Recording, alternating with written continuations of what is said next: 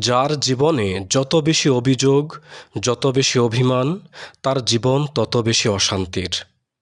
জীবনের প্রতিটি ঘটনাকে বা প্রতিটি বিষয়কে মেনে নিতে পারলে বা মানিয়ে নিতে পারলেই জীবন সুন্দর।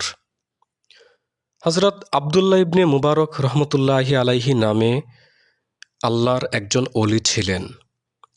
তিনি একবার এক শীতের রাত্রিতে ঘোড়ায় চড়ে কোথাও গমন করছিলেন। চাঁদনি রাত, ঝিরিঝিরি তুষার পড়ছিল সেই রাত্রিতে। তিনি একটা মাঠের দিকে তাকালেন, দেখলেন একজন ব্যক্তি সেই মাঠে দাঁড়িয়ে আছেন। লোকটির নিচের অংশে একটি পোশাক আছে, যেটা দিয়ে তার লজ্জাস্থান ঢাকা, কিন্তু শরীরের উপরের অংশটা ছিল নগ্ন। তিনি ঘোড়া নিয়ে সেই লোকটার কাছে এগিয়ে গেলেন। লোকটিকে জিজ্ঞেস করলেন, তোমার পরিচয় কি? লোকটি উত্তর দিল, আমি অমুকের গোলাম। এখানে বলে রাখি, প্রাচীন যুগে এবং মধ্যযুগেও মানুষ কেনাবেচা হতো। জিনিসপত্রের মতো বাজার থেকে ধনীরা গোলাম বা দাসদাসী কিনে নিয়ে আসত।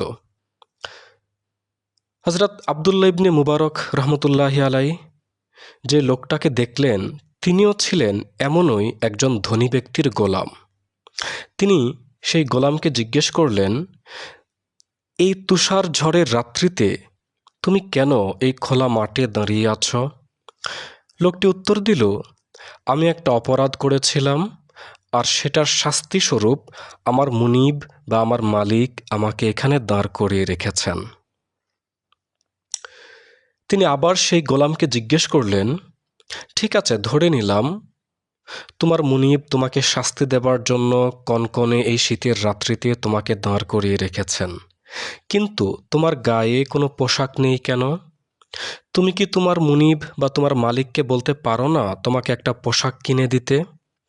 একটা পোশাক হলে তো তোমার এত শীত লাগতো না, বা শীতে তোমাকে কষ্ট পেতে হতো না। সেই দাস বা সেই গোলামটি উত্তর দিল, আমার যে পোশাক নেই সেটা কি আমার মুনিব বা আমার মালিক দেখতে পান না? গোলামটির এই উত্তর শুনে হযরত আবদুল্লাহ ইবনে মুবারক রহমতুল্লাহি আলাই ওনার মাথা ঘুরে গেল। গোলামটির এই সংক্ষিপ্ত কথোপকথনের ভিতরে তিনি জীবনের গভীর দুটি শিক্ষা লাভ করতে পেরেছিলেন। প্রথম শিক্ষাটি হলো, অপরাধ যদি হয়ে যায় আর মালিক যদি তার শাস্তি দিতে চান, তাহলে সেই শাস্তিকে মাথা পেতে নাও। আমাদের মহান মালিক আল্লাহ। চলতে ফিরতে আমাদের অনেক ভুল, অনেক পাপ হয়ে যায়, আর সেই পাপের শাস্তি স্বরূপ তিনি আমাদেরকে যখন বিভিন্ন দুঃখ, দুর্দশা, অভাব, অনটন, অশান্তি দিতে চান, তখন আমাদের উচিত সেই শাস্তিটাকে মাথা পেতে নেওয়া, তার বিরুদ্ধে বিদ্রোহ করা নয়। কারণ শাস্তিকে মাথা পেতে নেওয়ার ভিতরেও এক ধরনের প্রেম লুকিয়ে থাকে মালিকের প্রতি, যে দেখো, আমি তোমার অনুগত। হ্যাঁ, মাঝে মধ্যে আমার চলতে গিয়ে কিছু ভুল হয়ে যায়, পাপ হয়ে যায়, আর সেই ভুল ত্রুটি বা সেই পাপ মোচন করার জন্য তুমি আমাকে বিভিন্ন দুঃখ, যন্ত্রণা, অশান্তি, রোগ ইত্যাদি দিয়ে থাকো আমাকে শুদ্ধ করতে। আমি তোমার দেয়া সেই সাজা, সেই দুঃখকে মেনে নিলাম, তোমার প্রতি অনুগত রইলাম, কারণ আমি তোমাকে ভালোবাসি। গোলামের দ্বিতীয় উত্তরটা ছিল আরও চমকপ্রদ। অর্থাৎ হযরত আবদুল্লাহ ইবনে মুবারক রহমতুল্লাহি আলাইহি যখন বললেন, তুমি কি তোমার মালিককে বলতে পারো না যে একটা পোশাক তোমাকে কিনে দিতে? তখন গোলাম উত্তর দিল, আমাকে কেন বলতে হবে? আমার মালিক কি দেখেন না আমার পোশাক আছে কিনা নেই? অর্থাৎ আমাদের মহান মালিক আল্লাহ, তিনি আমাদের যা যা প্রয়োজন তাই তাই তিনি আমাদেরকে দিচ্ছেন। কিন্তু আমরা মনে করছি আমার অমুকটা প্রয়োজন, আমার তমুকটা প্রয়োজন, সেটা কেন তিনি আমাকে দিলেন না? এভাবে আমরা কেবল তার প্রতি অভিযোগ করে যাই, মুখে না বললেও অন্তত মনে মনে এই ধরনের হাজারো অভিযোগ আমাদের রবের প্রতি আমাদের অন্তরে উদিত হয়ে থাকে। এভাবে অভিযোগ করা প্রকৃত দাসের বা প্রকৃত গোলামের স্বভাব হতে পারে না। যে প্রকৃত গোলাম সে কখনো অভিযোগ করে না। সে জানে তার মালিক তাকে দেখছেন। সুতরাং মালিক যদি তাকে শীতের রাত্রিতে পোশাকবিহীন অবস্থায় রাখেন, তাতেও যেমন সে রাজি থাকে, কিংবা মালিক যদি তাকে অভুক্ত রাখেন, তাতেও সে রাজি থাকে। মালিক যদি তাকে অসুস্থ রাখেন, তাতেও সে রাজি থাকে। অর্থাৎ মালিক তাকে যখন যেই হালতে রাখেন, সে সেই হালতেই থাকতে রাজি থাকে। যিনি প্রজ্ঞাবান, যিনি জ্ঞানী, তিনি জীবনের প্রতিটি ঘটনা থেকে কোনো না কোনো শিক্ষা লাভ করে থাকেন। একবার একটা পাথর এবং একটা মাটির ঢেলা একসাথে চলতে শুরু করলো। এটা মূলত একটা রূপক বা একটা মেটাফরিক্যাল স্টোরি। যা হোক, সেই পাথরখণ্ড আর মাটির ঢেলাটা চলতে চলতে তারা তাদের জীবনের বিভিন্ন সুখ এবং দুঃখের গল্প একে অপরকে শোনাতে লাগলো। তারপর এক সময় তারা একটা সমুদ্রে গিয়ে পড়ে যায়। পাথরটি তখন মাটির ঢেলাকে বলল, আমি এই সমুদ্র জলে আমার সকল দুঃখকে ডুবাতে চাই। মাটির ঢেলা বলল, আমি স্বয়ং এই সমুদ্র জলে ডুবে যেতে চাই বা এই সমুদ্রে মিশে যেতে চাই। এই ছোট্ট গল্পটির ভিতরে একটা দারুণ শিক্ষা রয়েছে। পাথরটি সে সমুদ্র জলে ডুবেছে এজন্য যেন তার দুঃখগুলোকে সে সমুদ্রের মধ্যে ডুবাতে পারে। কিন্তু এটা কিভাবে সম্ভব হবে? কারণ দুঃখকে তো ধারণ করে আছে স্বয়ং পাথর নিজেই। যতক্ষণ পাথরের অস্তিত্ব আছে ততক্ষণ দুঃখের অস্তিত্ব থাকবে। কাজেই দুঃখের বিসর্জন তখনই হতে পারবে যখন পাথর নিজে সমুদ্র জলে মিশে যেতে পারবে। অপরদিকে মাটির ঢেলা সে নিজেই সমুদ্রের জলের মধ্যে মিশে গেছে। সুতরাং মাটির ঢেলার ভিতরে সঞ্চিত সকল দুঃখ, সকল যন্ত্রণাও তার সঙ্গে সমুদ্রের জলে বিসর্জিত হয়ে গেছে। দুঃখকে ধরে রাখে মূলত আমিত্ব। আমিত্বকে বাঁচিয়ে রেখে দুঃখকে বিনাশ করা যায় না। কিন্তু দুঃখের বশতী আমিত্বকে যদি আপনি বিসর্জন দিতে পারেন, তখন অটোমেটিক্যালি দুঃখ দূর হয়ে যায়। দুঃখের জন্ম মূলত কামনা বাসনা বা চাওয়া পাওয়া থেকে। যার চাওয়া পাওয়া বা যার কামনা বাসনা যত বেশি, তার দুঃখ তত বেশি। একবার সম্রাট আলেকজান্ডার একটা দেশ জয় করলেন। সেই দেশে একজন সুফি সাধক ছিলেন। সম্রাট আলেকজান্ডার সেই সুফির সঙ্গে দেখা করতে চাইলেন।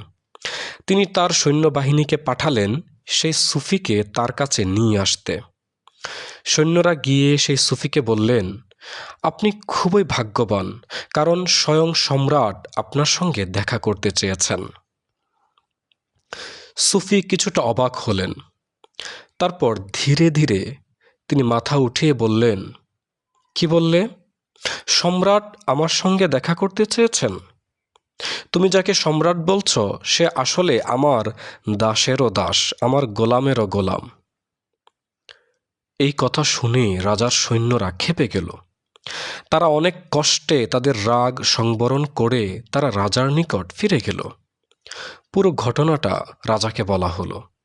রাজা মানে সম্রাট আলেকজান্ডার, তিনি নিজেই তখন সেই সুফির সঙ্গে দেখা করতে এলেন। অত্যন্ত আদবের সঙ্গে তিনি সুফির সামনে বসলেন। তারপর বললেন যে, আপনি নাকি বলেছেন যে আমি আপনার দাসেরও দাস। সুফি বললেন, হ্যাঁ, অবশ্যই বলেছি। আপনি অবশ্যই আমার গোলামের গোলাম বা আমার দাসের দাস। অধিকাংশ মানুষ মনে করেন তারা স্বাধীন, কিন্তু প্রকৃত অর্থে বেশিরভাগ মানুষ পরাধীন। কেউ পরাধীন তার রাগের কাছে, কেউ পরাধীন তার লোভের কাছে, কেউ পরাধীন যৌন মোহের কাছে, কেউ পরাধীন তার খ্যাতির কাছে, কেউ পরাধীন তার ক্ষমতার কাছে। ছোট্ট দু একটা উদাহরণ বলি। যে পিতামাতা এত আদর যত্নে আপনাকে বড় করল, মুহূর্তেই বহু সন্তান সেই পিতামাতাকে পর করে দিতে পারে স্ত্রীর একটা মাত্র ইশারায়। আসলে স্ত্রীর ইশারায় নয়, বরং যৌন মোহের ইশারায়। কারণ স্ত্রীর মধ্যে লুকিয়ে আছে তার যৌন মোহ। ইতিহাস পড়লে দেখা যায় বহু রাজা বাদশাহ তারা তাদের ভাই, পিতা, মাতা, বন্ধু, আত্মীয় স্বজন কিংবা নিকটজনদেরকে হত্যা করেছিল শুধুমাত্র ক্ষমতার জন্য। অর্থাৎ তারা ছিল ক্ষমতার গোলাম। ক্ষমতাকে পেতে বা ক্ষমতার গোলামি করতে তারা তাদের ভাই, বন্ধু, পিতা, মাতা, আত্মীয় স্বজনকেও হত্যা করতে বিন্দুমাত্র পিছপা হয়নি। আমরা বলি যে শয়তান বাহিরে থাকে। আসলে শয়তান বাহিরে থাকে না। মানুষের লোভ, লালসা, অহংকার, হিংসা, ঘৃণা, যৌনমোহ ইত্যাদি যত মন্দ স্বভাব রয়েছে, এই মন্দ স্বভাবগুলোর সমষ্টিগত নাম হলো শয়তান। মূলত অধিকাংশ মানুষ হলো শয়তানের দাস বা শয়তানের গোলাম। সম্রাট আলেকজান্ডারকে সেই সুফি উত্তর দিলেন, যতক্ষণ পর্যন্ত তোমার লোভ, লালসা, অহংকার, হিংসা, ঘৃণা, যৌনমোহ ইত্যাদি তোমাকে নিয়ন্ত্রণ করে, ততক্ষণ পর্যন্ত তুমি তাদের দাস বা তুমি তাদের গোলাম। যেমন ক্ষমতার লোভ বা ভূখণ্ড জয়ের লোভ তোমাকে নিয়ন্ত্রণ করছে, আর এই কারণে তুমি এক দেশ থেকে আরেক দেশে পাগলের মতো ছুটে চলেছ, কারণ তুমি তোমার লোভের গোলাম। মুনিব এবং গোলামের সম্পর্কের ক্ষেত্রে সূত্রটা হলো এমন যে মুনিব যেটা বলে গোলাম সেটাই করে। তোমার লোভ নামক মুনিব বা তোমার লোভ নামক মালিক তোমাকে যা যা করতে বলছে, অর্থাৎ এই দেশ জয় করো, সেই দেশ জয় করো, এগুলো সে তোমার ভিতর থেকে তোমাকে ডিরেকশন দিচ্ছে, তোমাকে নির্দেশনা দিচ্ছে, আর তুমি তার গোলামের মতো সেগুলো একটা একটা পালন করে যাচ্ছ। সুতরাং তুমি হলে লোভের গোলাম। আর আমি আরও বহু বছর আগেই আমার সকল লোভ, অহংকার, হিংসা, ঘৃণা, মোহ, মায়া ইত্যাদিকে আমার গোলাম বা আমার দাসে পরিণত করেছি, অর্থাৎ তাদেরকে আমার বশ করে ফেলেছি। অর্থাৎ এই মন্দ বিষয়গুলো এখন আর আমাকে নিয়ন্ত্রণ করতে পারে না, বরং আমি তাদেরকে নিয়ন্ত্রণ করি। তাহলে যেহেতু আমি লোভকে নিয়ন্ত্রণ করি, সুতরাং লোভ আমার গোলাম বা আমার দাস, আর অপরদিকে লোভ তোমাকে নিয়ন্ত্রণ করে, সুতরাং বোঝা গেল তুমি হলে লোভের গোলাম। সুতরাং আমি যে বলেছি তুমি সম্রাট আলেকজান্ডার হলে আমার দাসেরও দাস, আমার গোলামেরও গোলাম, এখন কি বুঝতে পেরেছ? আলেকজান্ডার বুঝতে পারলেন, কিন্তু অধিকাংশ মানুষের মতো তিনিও বুঝতে পারলেন ঠিকই, কিন্তু পালন করতে পারলেন না। অধিকাংশ মানুষ যখন আত্মশুদ্ধি বা অন্তর জাগানিয়া বাণীগুলো শুনেন, তখন মনে মনে বলেন, হ্যাঁ, কথাগুলো ঠিক, এবং আজ থেকেই আমি এটা পালন করতে শুরু করব। তখন অপরদিকে তার ভিতর থেকে তার শয়তান তাকে প্ররোচিত করে, তাকে প্রতারিত করে, তাকে ধোঁকা দেয়, বলে যে এখনই কেন, আরও তো বহু সময় রয়েছে, এখনও তোমার চুল দাড়ি পাকেনি, কিংবা পাকলেও কি হয়েছে, এখন কি মরে যাচ্ছ নাকি?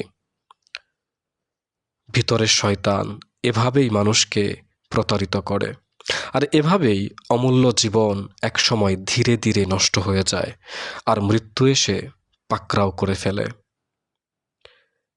সুতরাং মৃত্যু আসার আগেই যেন আল্লাহ আমাদেরকে তার রঙে রঙিন হবার তৌফিক দান করেন। আমিন।